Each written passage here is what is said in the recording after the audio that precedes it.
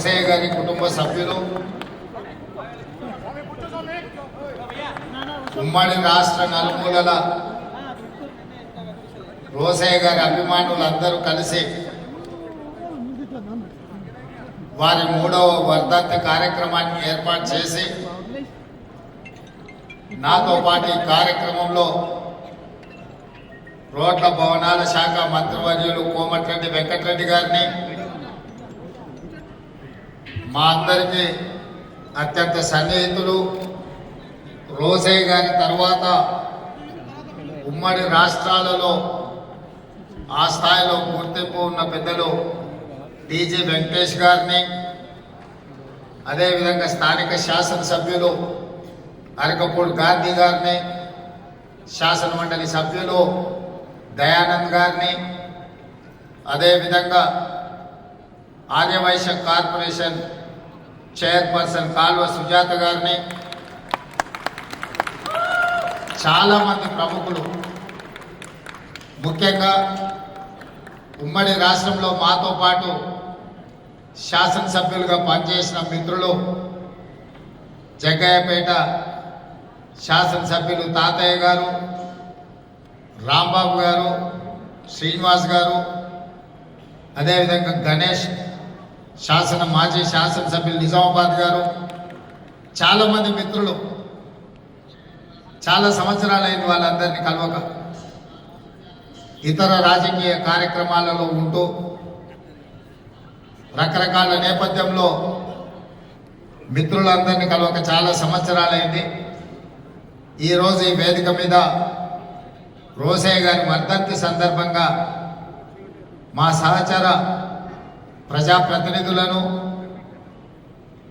ఆర్యవైశ్య సభ్యులను, కుటుంబ సభ్యులందరినీ కలుసుకోవడం చాలా ఆనందదాయకం. ఈ సందర్భంగా మిమ్మల్ని అందరినీ కలవడం ద్వారా గతంలో రోసయ్య గారితో మాకున్న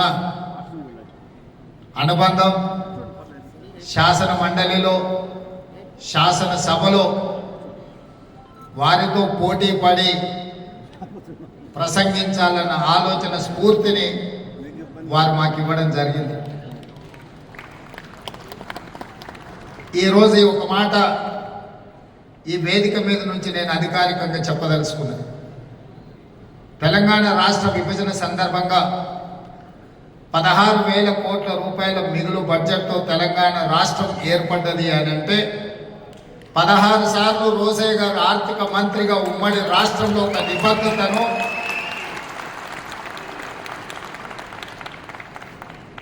ఆర్థిక పరంగా ఒక క్రమశిక్షణను వారు పాటించారు. కాబట్టి తెలంగాణ రాష్ట్ర ఏర్పాటు సందర్భంగా 16,000 కోట్ల రూపాయలతో మిగులు రాష్ట్రంగా తెలంగాణ రాష్ట్రం అవతరించిందని చెప్పి నేను ఈ సందర్భంగా ఖచ్చితంగా చెప్పదలుచుకున్నాను.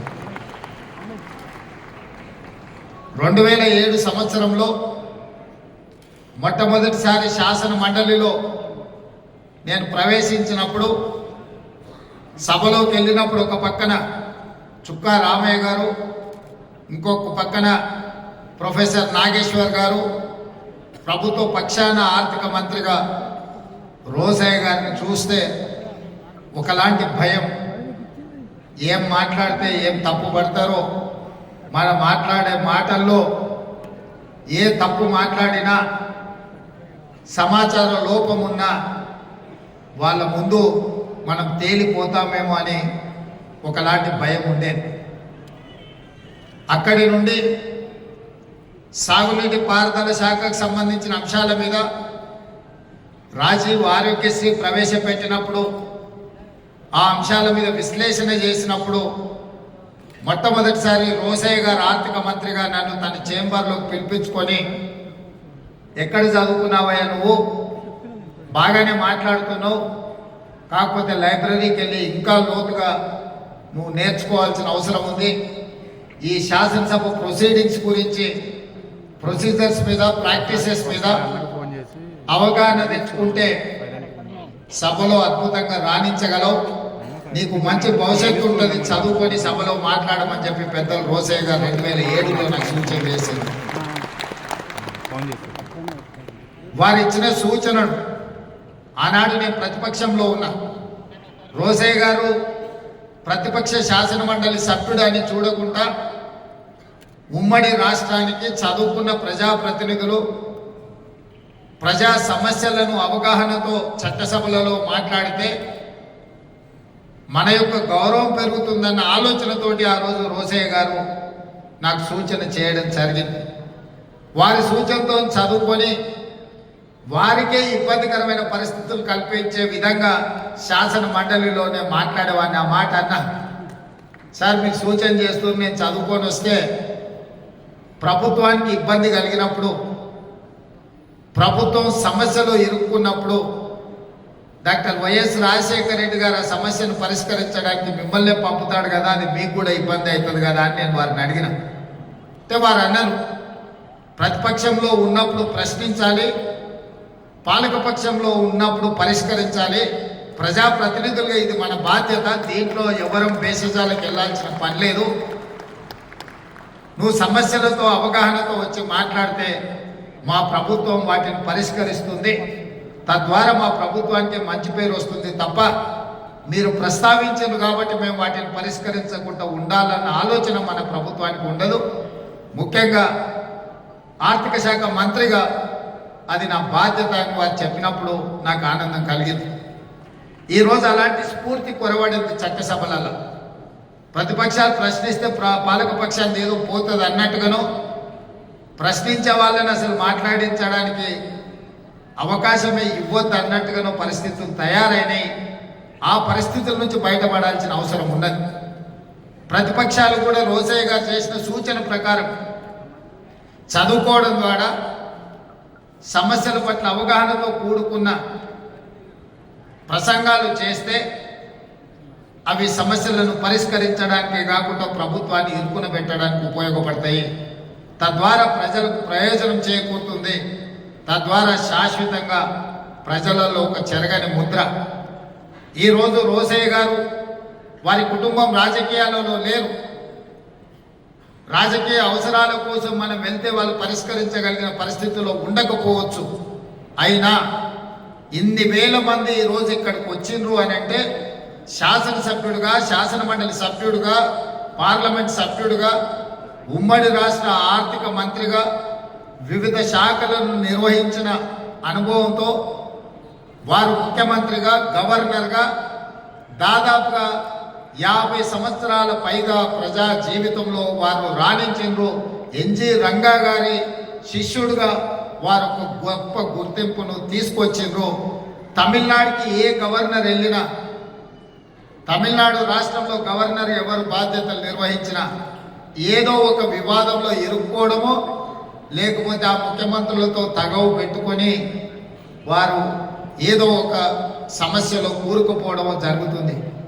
కానీ అనుభవం కలిగిన రోసయ్య గారు అత్యంత రాజకీయ వివాదాస్పదమైన తమిళనాడు రాష్ట్రంలో కూడా గవర్నర్గా రాణించి వారి యొక్క అనుభవాన్ని అక్కడ వారు ప్రదర్శించారు.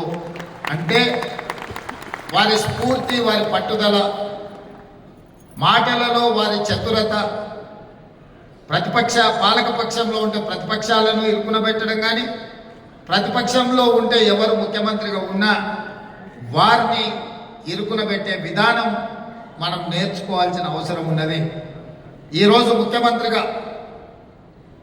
వారు ఆనాడు మర్రి చెన్నారెడ్డి కావచ్చు, నేదురుమల్లి జనార్దన్ రెడ్డి గారు కావచ్చు, భవనం వెంకట్రామ్ గారు కావచ్చు, అంజయ్య గారు కావచ్చు, లేదా డాక్టర్ వైఎస్ రాజశేఖర రెడ్డి గారు కావచ్చు, వాళ్ళు ప్రశాంతంగా ప్రభుత్వాన్ని నడిపి ముఖ్యమంత్రులుగా వారి అధికారాన్ని చెలాయించిందంటే సమస్యల్ని పరిష్కరించడానికి గుడిభుజంగా రోసయ్య గారు ఉన్నారు కాబట్టే వారు ప్రశాంతంగా ముఖ్యమంత్రులుగా కార్యక్రమాలను నిర్వహించారు. ఈరోజు తెలంగాణ శాసనసభలో రోసయ్య గారు లాంటి వ్యూహాత్మకంగా సమస్యల్ని పరిష్కరించగలిగిన సహచర నాయకులు లేకపోవడం కొట్టొచ్చిన లోటుగా కనిపిస్తుంది. అలాంటి సహచరుడు ఉంటే ముఖ్యమంత్రిగా ఎవరైనా అద్భుతంగా రాణించవచ్చని నేను ప్రగాఢంగా నమ్ముతున్నాను. ఎందుకంటే ముఖ్యమంత్రిగా చదువుకొని రాకపోయినా గతం గురించి సంపూర్ణమైన అవగాహనతో, భవిష్యత్తు ప్రణాళికలతో రోసయ్య గారు సిద్ధంగా కూర్చునేవాళ్ళు. మన విఠలాచార్య సినిమాలో చూసేవాళ్ళం. అక్కడ అగ్ని బాణం వేస్తే ఇటువైపు నుంచి వాన బాణం వేసి అగ్గిని ఆర్పే విధంగా ప్రతిపక్షాలు ఎంత ధీటుగా సమస్యల్ని ప్రస్తావించినా రోజే గారు అంతే చతురతతో వాటిని ఎదుర్కొని ప్రభుత్వాన్ని ఎల్లవేళలా కంచె వేసి కాపాడేవాడు. అందుకే ముఖ్యమంత్రులుగా ఎవరున్నా నెంబర్ 2 పొజిషన్ పర్మనెంట్, 1 పొజిషనే మారుతూ ఉండేది. అది విజయభాస్కర్ రెడ్డి అయినా, చెన్నారెడ్డి గారైనా, అంజయ్య గారైనా, భవనం వెంకట్రామైనా, డాక్టర్ వైఎస్ రాజశేఖర రెడ్డి గారైనా, ఇలా 1 పొజిషన్లో పాత్రలు ఎప్పుడూ మారేవి. కానీ 1 పొజిషన్లో ఎవరున్నా 2 పొజిషన్ మాత్రం పర్మనెంట్గా కొనిసేటి రోజయ్య గారే ఉండాలి అని ఎవరు 1కి వచ్చినా రోజయ్య గారిని కోరుకునేవాళ్ళు. పెద్ద ఆయన ఏ రోజు కూడా 2కి వచ్చిన కాబట్టి 1లో ఉన్న వాళ్ళని జరిపి కూర్చోవాలని వారు ఎప్పుడు తాపత్రయపడలే, తొందరపడలే. అందుకే ఆ సమయం సందర్భం వచ్చినప్పుడు శ్రీమతి సోనియా గాంధీ గారు ఈ క్లిష్ట సమయంలో రోజయ్య గారిని ముఖ్యమంత్రిగా చెయ్యాలి అని సోనియా గాంధీ గారు భావించారు. అంటే పార్టీ పట్ల వారికి ఉన్న నిబద్ధత, పార్టీకి వారి పట్ల ఉన్న నమ్మకం, విశ్వాసం అనేది రోజయ్య గారిని ముఖ్యమంత్రిని చేసింది. నేను ఈ వేదిక మీద నుంచి ఇంకొక అంశం కూడా ప్రస్తావించదలుచుకున్నా. వారి యొక్క నిబద్ధత, వారి యొక్క క్రమశిక్షణ, వారికి అన్ని హోదాలను ఇంటికి తెచ్చిపెట్టింది. ఏ రోజు కూడా నాకు తెలిసినంత వరకు రోజయ్య గారు నాకు ఈ పదవి కావాలి అని అధిష్టానాన్ని అడిగిన సందర్భం లేదు. అది మంత్రి కావచ్చు, ముఖ్యమంత్రి కావచ్చు, గవర్నర్ కావచ్చు. వారి ప్రతిభని, వారి క్రమశిక్షణనే, వారికి పార్టీ పట్ల, నాయకత్వం పట్ల ఉన్న కమిట్మెంటే వారికి అన్ని హోదాలను తెచ్చిపెట్టింది. వారిని మనమందరం స్ఫూర్తిగా తీసుకోవాల్సిన అవసరం ఉన్నది. సభలో సమస్యల్ని వ్యూహాత్మకంగా ఎదుర్కోవాలి అని అంటే రోజయ్య గారిని గుర్తు తెచ్చుకోవాలి అని అంత బలంగా వారి ముద్ర చట్టసభల మీద వేసిండ్రు. అలాంటి రోజయ్య గారి వర్ధంతి కార్యక్రమంలో చాలామంది మిత్రులను, ఎందుకంటే 2007 నుంచి 2014 వరకు రాష్ట్రంలో భిన్నమైన పరిస్థితులు, 2014 తర్వాత 2 రాష్ట్రాలుగా అవతరించిన తర్వాత చాలామంది మిత్రులను కలుసుకోలేకపోయినాము.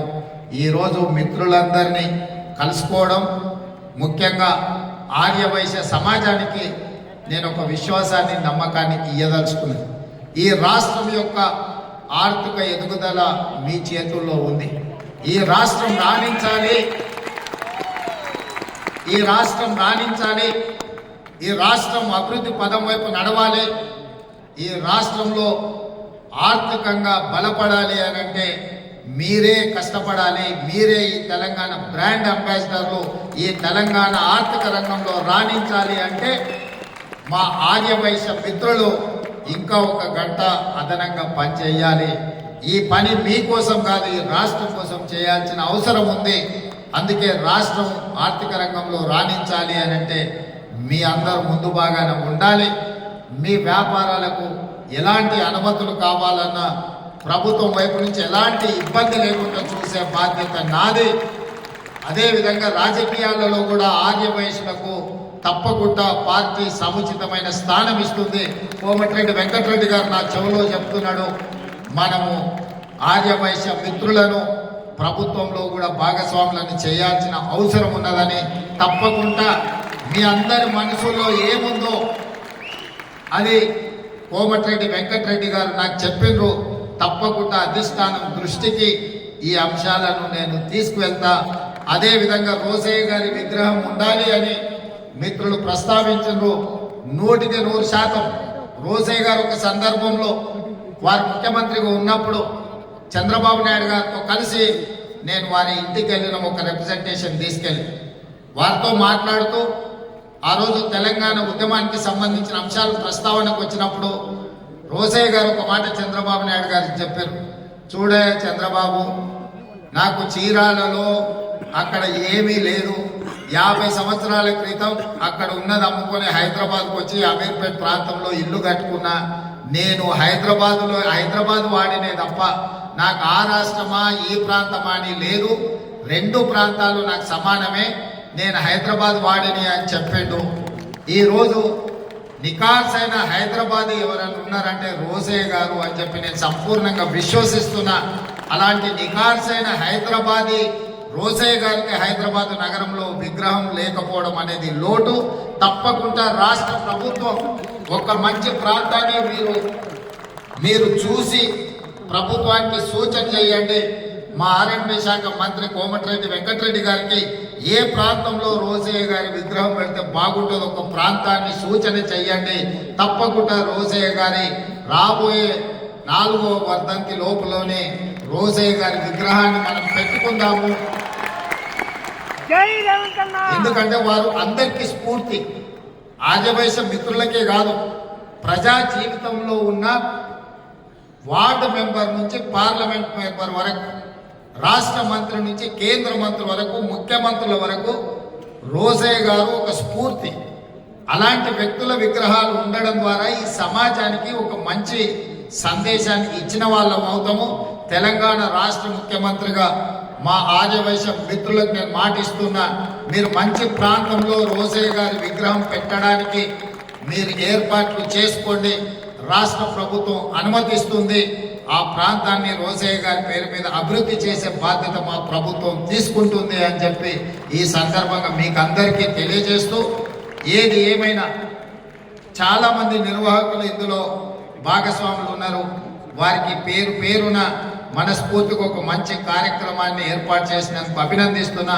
అదే విధంగా Pendakanti educational academy, Vasavi engineering college ఒక అద్భుతమైన సంస్థ, రామ్మోహన్ రావు గారిని సన్మానించడం అనేది నాకు ప్రత్యేకమైన గౌరవం. ఎందుకంటే వారితో నాకు చాలా సంవత్సరాల నుంచి పరిచయం ఉన్నది. వారు ఎంత నిబద్ధతతోని వాసవి ఇంజనీరింగ్ కాలేజ్ నిర్వహించిండ్రో నాకు తెలుసు. ఈ మధ్య కాలంలోనే ఫీ రియంబర్స్మెంట్ ఇష్యూస్ వచ్చినప్పుడు సిబిఐటి, వాసవి ఇట్లాంటి ఇన్స్టిట్యూషన్స్కి గ్రీన్ ఛానల్లో ఆ ఫీజు రియంబర్స్మెంట్ ఇవ్వాలి. ఎందుకంటే ఆ సంస్థలు లాభాపేక్ష లేకుండా ప్రజల కోసమే ఉపయోగపడే విధంగా సంస్థలు నడుపుతున్నారు అని చెప్పి మా అంతర్గత సమావేశంలో మా ఆర్థిక మంత్రి బట్టి విక్రమార్క గారికి నేను సూచన చేయడం జరిగింది. వాసవి ఇంజనీరింగ్ కాలేజ్, వాసవి సంస్థల్ని నిలబెట్టండి. నాకు పూర్తి సమాచారం లేదు, నాకున్న కొంతమేర సమాచారానికి ఆర్థిక పరమైన ఇబ్బందులు ఉన్నాయని నా దృష్టికి వచ్చింది. ప్రభుత్వం వైపు నుంచి ఏమైనా బకాయిలు ఉంటే తక్షణమే ఆ సంస్థకు విడుదల చేయించే బాధ్యత కూడా నేను తీసుకుంటాను. ఎందుకంటే ఎంతోమంది ఇంజనీర్స్ని ఈరోజు ఎక్కడంటే అక్కడ ఇంజనీరింగ్ కాలేజీలు వచ్చినాయి, కానీ ఆ రోజుల్లో ఒక గొప్ప ఇంజనీర్లను తయారు చేసి సమాజానికి ఇచ్చిన ఒక గొప్ప సంస్థ వాసవి అకాడమీ, ఎడ్యుకేషనల్ అకాడమీ. తప్పకుండా వాసవి ఎడ్యుకేషనల్ అకాడమీని తప్పకుండా పునరుద్ధరించడానికి అవసరమైన